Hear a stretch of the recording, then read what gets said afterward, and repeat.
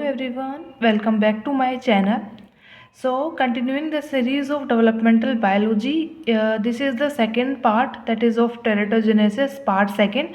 Previous video में हमने basic intro, definition, the types of the anomalies, that is उसका जो chart है वो हमने देखा था. Basic mechanism जो है teratogen की, okay, the mechanism of action, we have seen that. Now अब हम बात करते हैं डिटेल में, that is the structural anomalies and the functional anomalies, जो कि एक particular डेवलपिंग सेल में या टिश्यू में जो है वो अकर होती है as a result of a teratogen. उससे पहले अगर हम बात करें दैट इज़ कि टेरेटोजेनिक इफेक्ट जो है वो किसी भी एक्सटर्नल एजेंट का, उसके इफेक्ट जो है वो हमें किस किस फॉर्म में देखने को मिलते हैं, हम वो भी डिस्कस कर लेते हैं. So as we discussed earlier that is in the previous video कि बहुत सारे टेरेटोजेनिक एजेंट्स जो हैं that is these are the environmental agents जो कि डिजीज़ जो है प्रोड्यूसिंग ऑर्गेनिजम्स हो सकते हैं, केमिकल सब्सटेंस हो सकती हैं, ड्रग्स हो सकती हैं, एक्सरेज हो सकती हैं, और वो बाकी कोई अदर रेडिएशंस होती हैं. तो वो हार्मफुल इफेक्ट्स जो है वो एम्ब्रियो पे या जो फीटस है उस पर लेके आती हैं. लेकिन ऐसा नहीं है कि but they may not affect the mother so much. ऐसा हो सकता है कि मदर को वो इतना इफेक्ट ना कर पाए. फॉर एग्जाम्पल अगर हम बात करें कि if a pregnant women get an attack of German measles, rubella जो वायरस है जो कि जर्मन मीजल्स कोज करता है, सो पर्टिकुलरली उस पीरियड में क्या होता है that is from 3rd to the 12th week of pregnancy, the virus of this disease cause severe damage to fetus. fetus को काफ़ी सीवियर डैमेज जो है वो कोज करता है. चाइल्ड के जो है वो बहुत सारे डिफेक्ट हो सकते हैं like blindness, deafness, okay, mental deficiency due to very small brain, okay, defective heart हो सकता है, क्लेफ्ट जो है पैलेट हो सकती है, अबनॉर्मल इंटेस्टिनल ट्रैक्ट हो सकता है, एंड आल्सो सीवियर केस में क्या होता है कि डेथ में कम अर्ली. लेकिन अगर हम बात करें, अगर फार्म एनिमल्स की अगर हम बात करें तो उनमें भी बहुत सारे वायरसेस और बैक्टीरियाज हैं लाइक ब्रूसेलोसिस, विब्रियोसिस, ओके, लेप्टोस्पायरोसिस, जो कि डेथ कोज कर सकते हैं और अबॉर्शन करवा सकते हैं ऑफ अबाउट 30% एम्ब्रियो. मैन के अंदर अगर हम बात करें, ह्यूमंस में अगर हम बात करें तो सिफिलिस जर्म्स जो हैं वो क्या करते हैं, मदर से जाकर जो है वो क्या कोज कर सकते हैं, स्टिल बर्थ या फिर कंजेनाइटल अबनॉर्मेलिटीज़ जो है वो हो सकती है by infecting the offspring during the foetal development. तो ये सारे कोजेज़ हमें देखने को मिलते हैं. लेकिन जैसा कि हमने डिस्कस किया, बहुत सारे ऐसे केमिकल्स हैं जो कि अबनॉर्मेलिटीज़ फीटस में तो कोज करते हैं, ओके.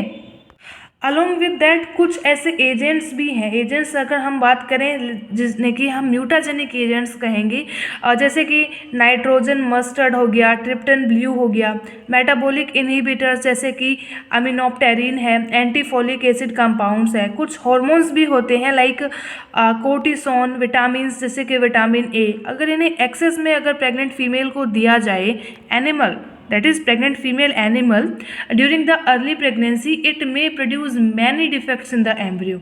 इनमें बहुत सारे डिफेक्ट हो सकते हैं जैसे कि बहुत एनलार्ज हेड जो है वो आपको देखने को मिलेगा, ओके, लिम्ब के अंदर डिफॉर्मिटीज़ देखने को मिलेगी, एमीलिया देखने को मिलेगा, दैट इज़ पूरा लिम्ब जो है वो ही एब्सेंट हो सकता है, ओके, फोकोमिया आपको मेलिया आपको देखने को मिलेगा, दैट इज़ नो लेग्स और आर्म्स, और फीट और जो हैंड्स जो होते हैं वो बॉडी से ही अटैच रहते हैं. नेक्स्ट अगर हम बात करें पॉइजनिंग से रिलेटेड, सो मर्करी पॉइजनिंग जो है बेसिकली उससे जो है सेरेब्रल पाल्सी आपको देखने को मिलती है, that is paralysis due to damage to the brain of the foetus. और इस अबनॉर्मेलिटी को is caused if a pregnant women eats food contaminated with mercury. Basically अगर कंटामिनेटेड फूड है दैट ऑफ मर्करी, और फिर जो है वो बेसिकली कहाँ से रिलीज़ होता है, इंडस्ट्रियल वेस्ट जो हमारे हैं, और फिर जो है वो ह्यूमन फूड के साथ मिक्सअप हो जाते हैं. नेक्स्ट अगर हम बात करें, बहुत सारी ड्रग्स हैं जो कि प्रेग्नेंट मदर्स जो है टेकअप करती हैं specially during the first 12 weeks of their pregnancy. वो भी बहुत ज़्यादा हार्म जो है वो फीटस को कोज कर सकती है. लाइक दीज ड्रग्स में आपकी आती हैं क्विनाइन जो कि मलेरिया के ट्रीटमेंट के लिए है, okay, fan for the leukaemia, chlorambucil for आपकी जो हॉटगिन्स डिजीज़ होती है, aminopterin for abortion, okay, thalidomide एक ट्रैंकुलाइजर है जो कि प्रेग्नेंट वुमेन को दी जाती है to reduce their vomiting during the period from 4th to 7th week of their pregnancy.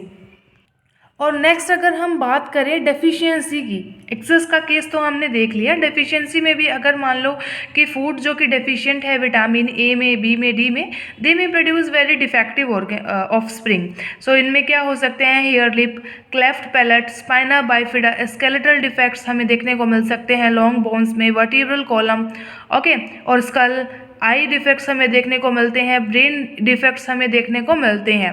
So basically ये सारे इफेक्ट जो है वो ह्यूमंस में भी देखने को मिलते हैं as a result of malnutrition, और अगर हम कहें फ्रीक्वेंट स्टारवेशन जो है वो प्रेग्नेंट फीमेल्स जो है वो उनमें होता है, एज अ रिजल्ट हमें ये चीज़ देखने को मिलती है।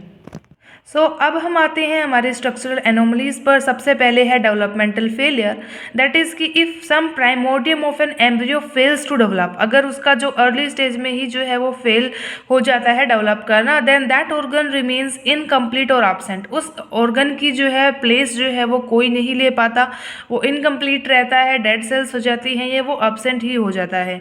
So if the whole part is absent then it is called amelia, and if the whole organ is partially developed then that is called hemimelia. So दो कंडीशन जो है वो यहाँ हमें देखने को मिलती है। Next is the developmental arrest, that is if growth is less than normal, normal से कम ग्रोथ हुई है तो हम उसे डेवलपमेंटल अरेस्ट कहते हैं, जैसे कि क्लेफ्ट पैलेट का बनना कंडीशन, ड्वार्फिज्म हो गया, इनफर्टाइल यूट्रस हो गया, etcetera.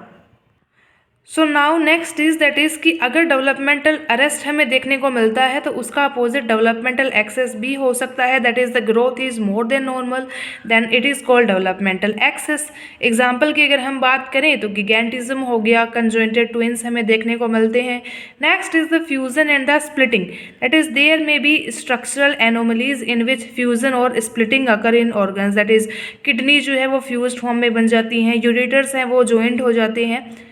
Then the failure of consolidate, that is if organ fails to consolidate, they are divided into lobes, that is spleen के अंदर lobes का बनना, pancreas हो गया, liver हो गया, that is ये organs जो है इनके अंदर lobes जो है हमें पता है कि present होते हैं, और अगर वो consolidate ना हो पाए तो उनके separate lobes जो है वो हमें देखने को मिल सकते हैं।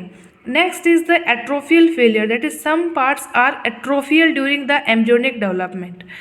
But if due to some reasons they fails to degenerate, लेकिन अगर वो डिजनरेट ना हो पाए, पूरा उनका डेवलपमेंट नहीं हुआ था और वो डिजनरेट भी नहीं हुए, तो उनमें जो है अब एनोमली हो पाएगी अच्छे से। फॉर एग्जांपल अगर हम बात करें, ये केस जो है वो एनाल मेम्ब्रेन के अंदर और सर्विकल फिस्टूला के अंदर हमें देखने को मिलता है। Next is the incorrect migration, that is कि if normal migration of organ does not take place than it produce abnormality. Basically हमारे ऑर्गन्स जो डेवलप होते हैं उनमें कुछ सॉर्ट ऑफ जो है सेलुलर माइग्रेशन जो है वो होता ही है, और अगर वो नहीं हो पाता किसी कारण से, सो इनकरेक्ट माइग्रेशन जो है उनमें हो जाता है, अबनॉर्मली हमें देखने को मिलती है। एग्जाम्पल की अगर हम बात करें, if testis do not descend into the testis sac, अगर वो वहाँ नहीं डिसेंड हो पाया, then the abnormality is called cryptorchidism. Cryptorchidism जो है वो हमें देखने को मिलती है। Then next is the misplacement, that is when organs do not develop at their presumptive places, जो उनकी ओरिजिन प्लेसेस थी वहाँ पर अगर वो नहीं डेवलप हो पाते, देन द अबनॉर्मलीज जो हमारी है, अबनॉर्मलिटीज़ जो हमारी हैं उन्हें हम मिसप्लेसमेंट कहेंगे, जैसे कि पैलेटाइन टीथ का जो बनना है वो इसका एक एग्जाम्पल है। Next is the atypical differentiation. अब ये क्या है, that is in this case the process of differentiation doesn't take place properly resulting in an anomaly. लेकिन अब डिफ्रेंसिएशन नहीं हुआ अच्छे से, as we have discussed earlier की डिफ्रेंसिएशन जो है वो एक मेन रोल प्ले करता है एक नॉर्मल डेवलपमेंट में, तो अगर वो नहीं हुआ तो एनोमली जो है वो होनी ही होनी है। एग्जाम्पल की हम बात करें तो मैंगोलिज्म, कंजेनाइटल ट्यूमर का फॉर्मेशन हो जाता है। Then next is atavism. So in this type of abnormality, an organism develop organs which have the appearance like its biological forefathers. That is, in this case, there is backward mutation due to which genes express themselves cold एटाविज्म basically क्या है कि हमें पता है man जो है वो evolution के अकॉर्डिंग जो है मैन का जो है वो एवोल्यूशन हुआ है। लाइक पहले हमारे रामाप्थिकस, होमोप्थिकस, ट्रायोप्थिकस, ये जो है आपके पूरी केसेस हमें देखने को मिले थे। तो अर्लियर जो है जीन्स एक्सप्रेस होकर वो फोर फादर से रिजेंबलिंग अगर कोई ऑर्गन बना देते हैं। Okay, so as a result ये केस जो है एटाविज्म कहलाता है।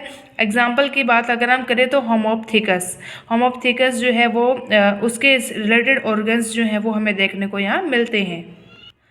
नेक्स्ट जाता है that is the functional anomalies. So इसके अंदर सबसे पहले आता है that is phenyl ketonuria in human body. Amino acids are use in metabolic reactions. हमें पता है that we use proteins in our diet and after that proteins combine to form amino acids, और उनको ही हम हमारे मेटाबॉलिक रिएक्शंस में day to day activities में यूज़ में लेते हैं। So excess of amino acids are excreted. So basically phenylketonuria में क्या होता है कि अमीनो एसिड है एक फिनाइल एनालिन आपका, जो कि कन्वर्ट नहीं हो पाता टायरोसिन में। तो एक एंजाइम की एब्सेंस होती है हाइड्रोक्साइलेज, जो कि इसको कन्वर्ट करता है दैट इज फिनाइल एनालिन को टायरोसिनेज में। उसकी एब्सेंस के कारण क्या है, ये जो डिजीज जो है वो हमारी फिनाइल कीटोन्यूरिया जो है वो कहलाती है। Next is the albinism. So tyrosinase is converted into melanin at the presence of tyrogenase enzyme. Tyrosinase enzyme के ये जो है ये कन्वर्ट होता है, एक नॉर्मल प्रोसेस होती है। Melanin is a pigment which protect the skin from harmful UV rays and causes of the skin colour due to the absence of tyrosinase. Again इस बीमारी में क्या होएगा कि टायरोजिनेज जो है वो एब्सेंट हो जाएगा। 3,4-डाईहाइड्रोक्सीफिनाइल alanine is not converted into melanin pigment. Melanin बनेगा ही नहीं। Okay, so due to this albinism occurs resulting skin appears white, और आइरिस जो है वो भी आपका नॉन पिगमेंटेड होगा। Next functional anomaly is the alkaptonuria. So in this type of teratogenesis, the patient suffering from functional anomaly, homogenetic acid is not reduced due to which it excreted with urine. Excess जो है वो हो जाएगी इस acid की, तो वो excrete हो पाएगा यूरिन के साथ भी। सो यूरिन जो है वो आपकी ब्लैक हो जाएगी ऑन एक्सपोजर टू एयर, और पेशेंट्स के जो नोज़ है और ईयर जो है उनमें पिगमेंट जो है वो भी काफ़ी कम हो जाएगा। नेक्स्ट इज़ द हीमोफीलिया और द ब्लीडर्स डिजीज़। सो इसे जो है रॉयल डिजीज़ भी कहा जाता है। It is a type of hereditary disease, okay, due to the error sex link disease. तो ये जो है वो एलिजाबेथ क्वीन जो है इंग्लैंड की जो थी, उसकी फैमिली से रिलेटेड जो है डिजीज़ हम कह सकते हैं। It occurs due to the lack of the factor 8 which is necessary for clotting of the blood. तो वो फैक्टर की कमी के कारण जो है बेसिकली ये होती है। In such patients blood does not clot, that is एक बार अगर आपको इंजरी लग गई, so it will only result in to that. Then the color blindness, so it is also a hereditary disease in which patient is not able to distinguish between the colors of red, green and blue. Patient में ये जो है again एक hereditary disease जो है वो होती है। नेक्स्ट आती है that is topic that is the causes of the teratogenesis. के बहुत सारे कोजेज होते हैं, दो बेसिकली हम मानते हैं कि जेनेटिक कोज हो सकता है या फिर एनवायरमेंटल कोज जो है वो हो सकता है।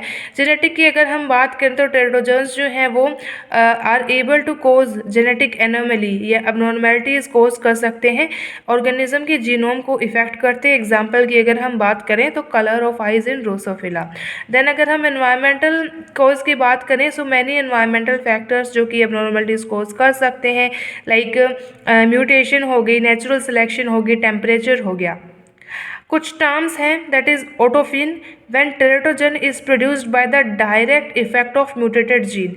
इफ जीन में इफेक्ट हुआ, म्यूटेशन हुआ और टेरेटोजन जो है वो प्रोड्यूस हुआ। Then the next is allophene, that is if cells with mutated genes affect other cells to produce a teratogen। Mutated gene वाली सेल्स अगर दूसरी सेल्स को भी अफेक्ट करती हैं, ओके, इंड्यूस करती हैं to produce teratogen, then that is known as allophene. Then the next is that is the pleiotropy, that is if only one mutation affects more than one characters, that is कोई morphological characters दो से ज़्यादा उनको affect कर रहा है, single mutation, then this condition is called pleiotropy। xenobiotics as we already know कि those chemicals which man's body does not synthesize, okay, खुद से नहीं बनाती वो, और foreign to his biological system, okay, उन्हें हम जो है जीनोबायोटिक्स कहते हैं। बायो एक्यूमुलेशन क्या है? That is chemicals which are gradually harmful substances which are accumulated in the body of an organism. धीरे धीरे जो है वो अननोन जो केमिकल्स हैं, हार्मफुल केमिकल्स हैं, वो एक्यूमुलेट होते रहते हैं। That process is known as bio accumulation. And at last, that is biomagnification, that is the chemicals pass on to different trophic level। organism की food chain में अलग अलग trophic level पर जो है वो pass on होते रहते हैं। so biomagnification इसे हम कहते हैं। so yeah, this is all about the teratogenesis part 2। thanks for watching।